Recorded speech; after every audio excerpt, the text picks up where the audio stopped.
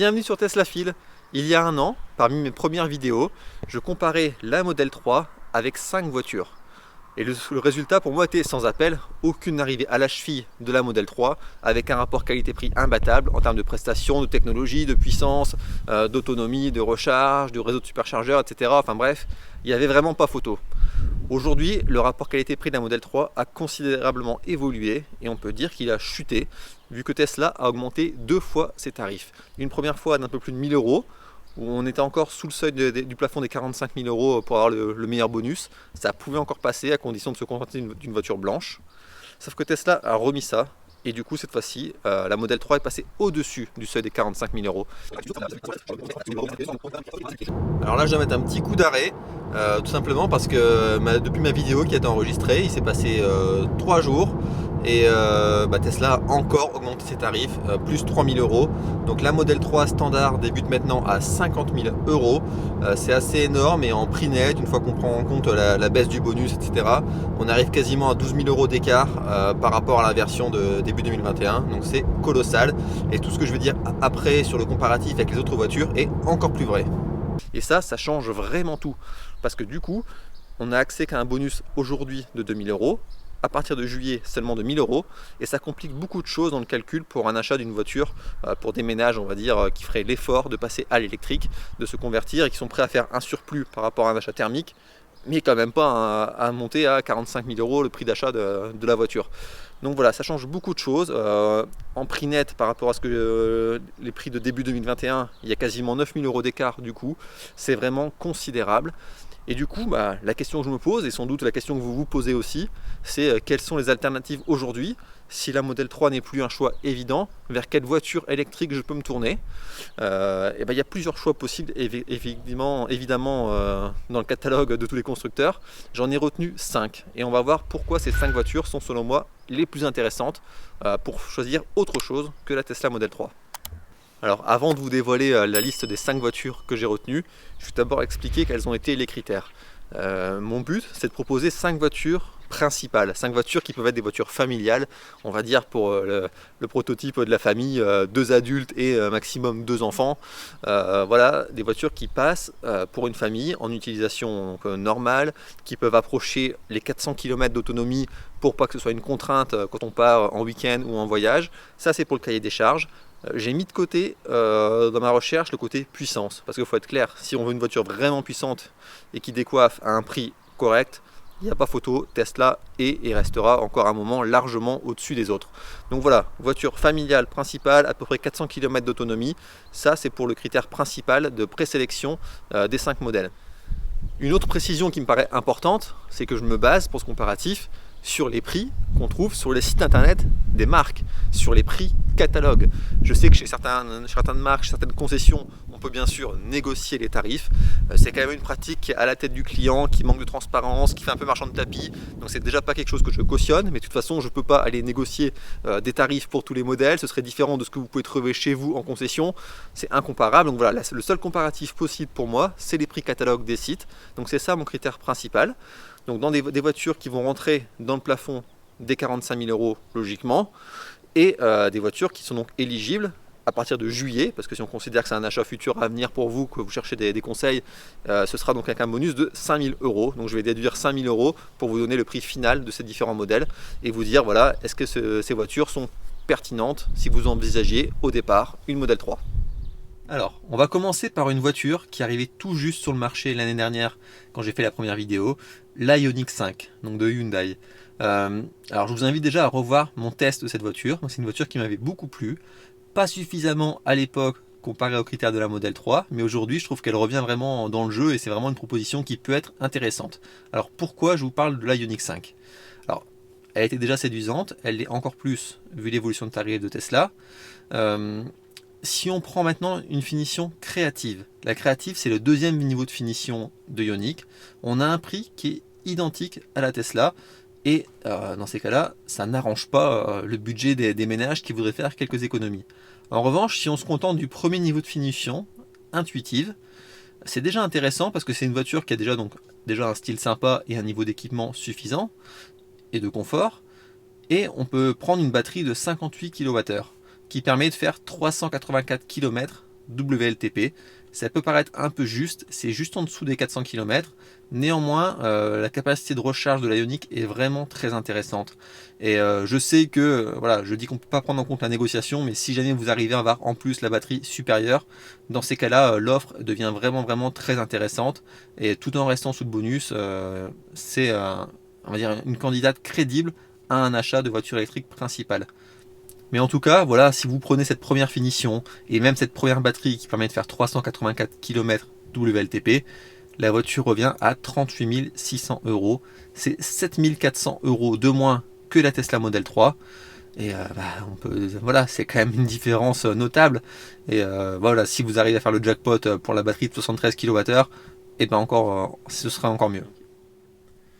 Alors je vais continuer avec la voiture de l'année 2022, donc selon la presse, la Kia EV6. Mi-berline, mi-SUV, on ne sait pas trop exactement la définir, mais toujours est-il que c'est une voiture qui a de l'allure, qui est séduisante, et qui peut même sembler un peu plus spacieuse que la Model 3 pour les familles, pas forcément au niveau du coffre, mais aussi au niveau de l'habitacle. Donc voilà, c'est une voiture qui ne manque pas de qualité, qui est innovante, qui est séduisante, rien à dire. Voilà, il y a la technologie, il y a du confort, il y a tout ce que vous voulez. Mais le gros bémol, c'est que selon le configurateur, donc selon le prix affiché, la Kia EV6 débute à 48 000 euros en entrée de gamme Air Active, avec une batterie certes de 77 kWh qui peut faire 528 km, mais quand même on est au-dessus de juste prix. Donc je la cite quand même parce que c'est pour moi une rivale de la Model 3, que son prix est similaire à la Model 3. Néanmoins, voilà, si on parle de budget serré et de consommateurs qui veulent passer sous le seuil des 45 000 euros pour bénéficier du bonus, vous vous doutez bien que la Kia EV6 peut se disqualifier à moins de réussir une très belle négociation. Toujours chez Kia, j'aurais pu citer le Kia e-Niro 2022, ça va arriver donc d'ici la fin de l'année. Néanmoins voilà, c'est une voiture qui n'est pas encore sur le marché, du coup je ne me voyais pas la citer. Je ne me voyais pas non plus citer du coup le premier Niro qui commence à être un peu ancien. Donc voilà, mais ça peut être une alternative d'occasion ou autre qui peut potentiellement être intéressante, mais voilà, je ne l'ai pas retenu dans mon top 5. Alors, en parlant de nouvelles versions de voitures, en début d'année, MG a remis au goût du jour son MG ZS EV. Alors là, on est clairement dans un format petit SUV, mais tous les essais cette fois-ci vantent quand même une belle progression, tant d'un point de vue extérieur, design qu'intérieur, avec de l'habitabilité, avec un comportement routier satisfaisant et surtout avec une bien meilleure autonomie que précédemment où on n'avait pas de choix possible de batterie. Donc c'est ce principal point de l'autonomie, je sais qu'il est crucial dans un achat et d'ailleurs j'avais testé le MG Marvel R qui était un petit SUV lui aussi, qui pouvait avoir des atouts, néanmoins il avait un coffre limité et une autonomie trop limitée, justement limitée par un seul choix de batterie. Plutôt pas de choix de batterie en l'occurrence. Voilà, donc je reviens sur ce MG ZS EV. On peut avoir la finition la plus élevée possible, donc chez MG, il n'y a pas non plus un choix fou, hein, mais en tout cas, avec la batterie de 70 kWh pour 32 000 euros bonus déduit. À ce prix-là, on peut faire quelques efforts et pardonner quelques lacunes. Quelles sont-elles ces lacunes? Alors, une moins bonne efficience de la voiture, notamment et principalement sur autoroute. On peut aussi dire que la connectivité et globalement la navigation est un peu moins fluide qu'avec Tesla. Et que la recharge ne va pas très vite vu qu'elle est limitée à 92 kW en termes de puissance. Donc il y a forcément quelques bémols. Néanmoins, pour 32 000 euros bonus déduit, ça peut quand même malgré tout faire l'affaire et intéresser pas mal de monde. Enfin, passons maintenant à une voiture qui n'a pas pu vous échapper tant le marketing est agressif de la part de Renault. Je parle bien sûr de la Mégane E-Tech. Alors personnellement à son annonce je me suis dit il y a la force du réseau Renault, elle va cartonner en France, il n'y a pas de doute. Néanmoins c'est loin de valoir une Model 3, ça reste cher pour ce que c'est et ça me paraissait pas être si séduisant que ça. Aujourd'hui, comme je l'ai dit pour chaque voiture, la donne a changé et la Mégane revient dans le jeu pour moi. Alors les essais sont quand même plutôt positifs de la presse sur la Mégane et d'ailleurs elle porte le nom de Mégane, tout le monde le dit, mais elle a quand même pas grand chose à voir avec l'ancienne voiture de Renault. On est moins sur une berline, on n'est pas non plus sur un SUV, on est encore une fois sur une voiture un peu entre deux. mais c'est une nouvelle plateforme totalement, c'est pas un ancien modèle adapté à un moteur électrique. Donc Renault est reparti presque d'une feuille blanche, juste garder la marque Mégane parce que ça fait bien et parce que c'est un repère pour les consommateurs. Et c'est une voiture qui est voulue tout de suite moderne, on le voit, il y a un écran, voilà, on sent l'inspiration quand même Tesla là aussi chez Renault. On voit qu'il y a eu un effort pour qu'elle soit au goût du jour. Alors j'ai parlé de marketing et de publicité. Sur le papier, la Mégane peut être très attractive. Néanmoins, il faut quand même être très prudent avec cette voiture. Car le prix d'appel est là pour attirer le client, mais derrière les prestations sont limitées avec la batterie voilà, qui n'est clairement pour moi pas suffisante, et surtout tout est quasiment en option jusqu'au câble de recharge pour se brancher sur une prise secteur.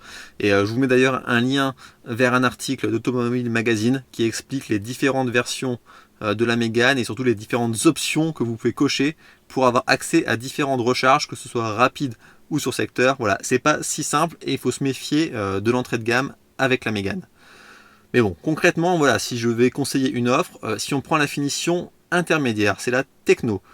Il faut pour moi impérativement prendre la batterie de 60 kW pour arriver à 428 km d'autonomie WLTP. Et là, on peut dire oui, c'est correct, c'est même satisfaisant, et ça peut être une voiture principale. Si on veut aussi avoir l'option pour avoir la charge rapide, on arrive à 43 200 € hors bonus. Bon, ensuite, je vous le montre, mais il faut passer à la caisse si vous voulez différentes options, différentes assistances de conduite, ou même, donc, comme je l'ai dit, le câble pour se recharger. Et si on prend quand même ça, c'est quand même le minimum vital pour se brancher sur une prise secteur, et la pompe à chaleur, je pense que ça me paraît quand même aussi nécessaire. On alourdit déjà donc, la facture d'environ 900 €. Ça me semble indispensable et on n'est pas dans la fioriture, on n'est même pas dans l'assistance de conduite vraiment très poussée. Donc voilà, c'est pour moi la base et on arrive du coup à 44 100 €. Allez, si on veut se faire plaisir, on peut pousser sur un bonus de couleur en rajoutant allez, entre 600 et 900 € à peu près. Et du coup, on arrive à un prix final bonus déduit, suivant donc les petites options que vous prenez, entre 39 000 et 40 000 € pour cette Mégane. C'est donc voilà, un choix qui peut se poser, qui mérite d'exister. La Mégane fait partie de ces voitures que je juge requalifiées par la hausse du prix de la Tesla. Pour le cinquième choix de cette liste, alors j'ai beaucoup hésité, mais j'estime que je ne peux pas vous parler de la Volkswagen ID3, car elle est aussi victime des pénuries de composants. Du coup, là, le choix est relativement limité, les prix ont augmenté aussi, donc il y a peu de versions disponibles, donc du coup je l'ai éliminé. Je ne peux pas non plus vous parler des voitures qui vont arriver fin 2022. On peut penser à la Nissan Ariya ou aussi au Toyota BZ4X. Voilà, peut-être que l'année prochaine ou dans 6 mois, si je refais un comparatif, ces voitures-là figureront dans la liste. Mais toujours est-il qu'aujourd'hui, à l'approche du printemps 2022, elles ne sont pas non plus dans cette liste. Du coup, j'ai réfléchi. Quelle autre voiture peut compléter ce top 5 selon moi? Et ben, j'ai pris un modèle qui est relativement assez ancien, en tout cas qui fait partie des pionniers aussi de l'électrique. On revient chez Hyundai avec le Kona, mais le Kona a été aussi restylé et sa proposition, qui était déjà pragmatiquement assez efficace, efficiente auparavant, elle est encore un peu plus séduisante aujourd'hui. Alors voilà, le Hyundai Kona donc restylé, il a un look encore un peu plus sympa, on est toujours sur un format petit SUV, le coffre est pas forcément très énorme, mais néanmoins ça peut quand même faire le job pour une famille. Et en termes de configuration, donc l'objectif, on est d'accord, c'est bien de rester dans le juste prix sous le plafond des 45 000. On y arrive sans problème, on peut pousser même jusqu'au 3e niveau de finition, donc qui s'appelle Creative, et en complétant par la batterie la plus importante, 64 kWh. Ça correspond à 484 km d'autonomie WLTP. C'est bien, surtout que comme je l'ai dit, le Hyundai Kona est jugé efficient sur la route. Donc on arrive à 39 000 € bonus déduit, c'est très bien. Donc la consommation est efficiente. Le seul défaut, on va dire, ou en tout cas le principal défaut, c'est la vitesse de recharge qui ne va pas plus loin que du 100 kW. Donc on est dans la charge rapide, mais on va dire pas très très rapide. Donc c'est pour moi le gros bémol. le Kona annonce 47 minutes quand même pour passer de 10 à 80%. C'est un peu long quand même sur le long temps d'un week-end ou sur la route des vacances, à part pendant la pause déjeuner. C'est un temps qui me paraît un petit peu long. Voilà pour le bémol. Si on est un peu moins exigeant en termes de finition et qu'on prend plus une entrée de gamme, toujours avec la plus grande batterie qui me paraît quand même pertinente pour une voiture principale familiale, on descend même à 35 000 € bonus déduit. Donc voilà, le Kona est vraiment séduisant. Alors voilà pour ce bilan, ce top 5 pour moi des alternatives à la Model 3. Ce sont pour moi 5 propositions qui peuvent être crédibles et intéressantes pour vous si vous voulez passer à l'électrique. Je ne fais pas de véritable classement, je parle d'un top 5 voilà, parce que j'ai sélectionné 5 voitures parmi toute la gamme du marché, encore une fois pour des voitures familiales qui approchent les 400 km d'autonomie et qui peuvent permettre à une famille de partir en week-end et en vacances. Je ne les classe pas en top 5 par ordre de préférence, mais vous pouvez le comprendre, il y a quand même des catégories. Alors si on regarde la catégorie petit SUV, il peut y avoir le Hyundai Kona et le MG. Avantage à la marque anglo-chinoise si vous voulez vraiment trouver le prix le plus bas. Si on monte un petit peu en gamme, il y a la Mégane et il y a la Ioniq qui sont deux belles voitures qui sont sous le plafond des 45 000 €, permettent d'avoir des équipements et une qualité plutôt et une autonomie performante et satisfaisante. Je mets moi un petit avantage, allez, coup de cœur sur la Ioniq parce qu'elle m'a vraiment plu et parce que sa vitesse de recharge est nettement plus intéressante et je trouve qu'au-delà de l'autonomie, c'est cette vitesse de recharge qui va devenir, je pense, un critère important dans les semaines et dans les années à venir. Et enfin, il y avait la Kia EV6 qui pour moi est dans le même segment que la Tesla et donc du coup je l'ai citée parce qu'elle est très comparable et que peut-être, si vous arrivez peut-être à la négocier, néanmoins elle est un peu au-dessus du juste prix du plafond et elle est du coup un peu hors catégorie par rapport aux autres.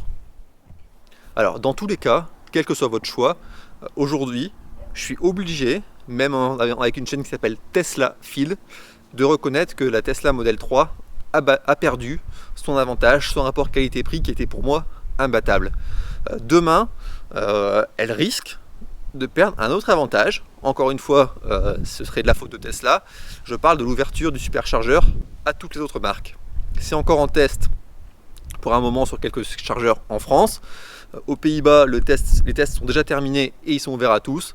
Donc voilà, le jour où Tesla perd aussi volontairement cet avantage-là pour faire bénéficier de ces superchargeurs à toutes les marques, et bien là, le choix de choisir une non Tesla deviendra encore plus évident et ce sera un nouvel avantage pour la concurrence. Ensuite, voilà, moi je vous propose ça, on est en mars 2022, donc on va dire c'est un comparatif qui est pertinent à l'échelle du printemps 2022. On verra bien ce que l'avenir nous réserve. Il y aura peut-être des pénuries encore qui vont freiner et empêcher les livraisons de certains modèles. Il y aura peut-être aussi encore d'autres évolutions de prix chez Tesla ou chez les autres. Et surtout, dans quelques mois, il y aura des nouveaux modèles qui vont sortir, je l'ai un peu évoqué tout à l'heure. Donc dans 6 mois, 1 an, il faudra réactualiser ce top 5 des alternatives à la Tesla. Maintenant, voilà, c'est à vous de me donner votre avis. Qu'est-ce que vous en pensez? Laquelle prendriez-vous parmi ce top 5?